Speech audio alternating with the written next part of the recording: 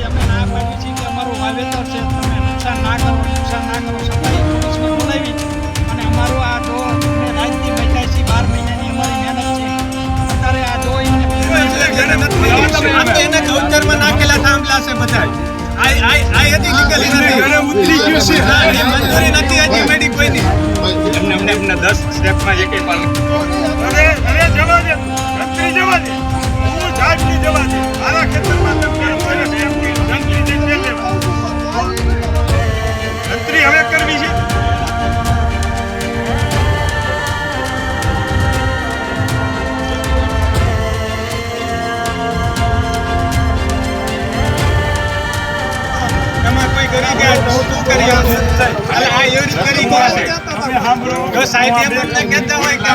લેખિત ફરિયાદ કરી દો કે ડીડીઓ સાહેબ તો અમારા તો નતા. પોલીસ ફરિયાદ કરી શકો છો. તમારે જો મામલતદારમાંથી આ વખતે સ્વાગત કાર્યક્રમમાં કોઈ આવ્યું હોય ને મુખ્યમંત્રીમાં જવાના એને ખબર છે.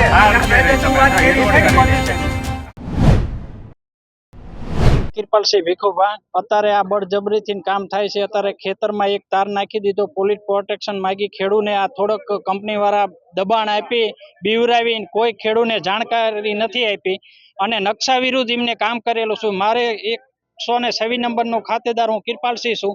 એમાં ક્યાંય નકશામાં ખેતરમાં તાર આવતો નથી, આગળની જમીનમાં આવે છે. એ પોલિટિક્સમાં માણસો હોવા છતાં એ ફેરવીને અહીંયા નખાવવામાં આવે છે અને કંપની એવા નાના ખેડૂને હેરાન ટાર્ગેટ બનાવીને હેરાન કરે છે અને ખૂબ નુકસાન મારા જીરામાં કર્યું છે અને બળજબરીથી બધું કામ કરી જ જાય છે આવી રીતે ને આવી રીતે. આજ તો અમારી માંગ એવી છે કે અત્યારે ખેતર જોવા જવી ને તો આ જમીનની વેલ્યુ ના હિસાબે એમને આગળ ખાલી જમીન છે એમાં એમને તોલ કરવો જોઈએ અને અહીંયા જગ્યા છે છતાં એમને ખેડૂતને દબાવવાની જ વાત કરી છે.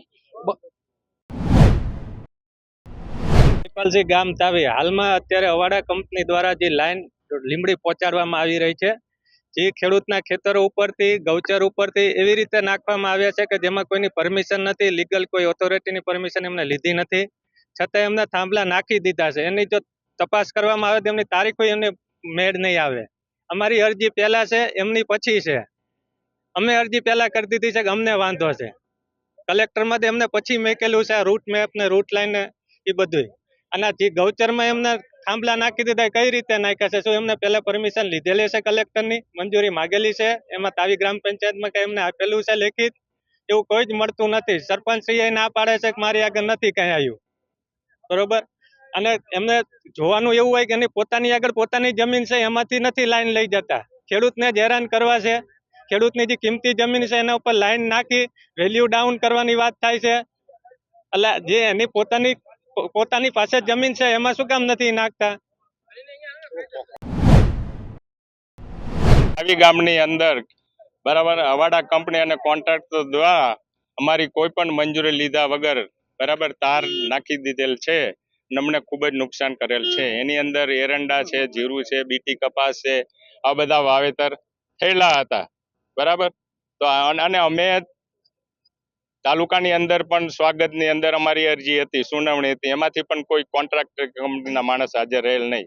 જિલ્લા કલેક્ટરની અંદર પણ અમારી સુનાવણી હતી 26 તારીખે 26/12, એમાં પણ કોઈ હાજર રહેલ નહીં. અને ત્યારે ખુદ અધિકારીએ કીધેલું કે તમે પોલીસ કેસ કરી દો, પણ અત્યારે પોતે કંપનીવાળા કોન્ટ્રાક્ટર પોલીસ રક્ષણ લઈને અમારે આગળ બળજબરીથી કામ કરાવવા માંગે છે અને કામ કરવા અહીંયા આવેલા છે.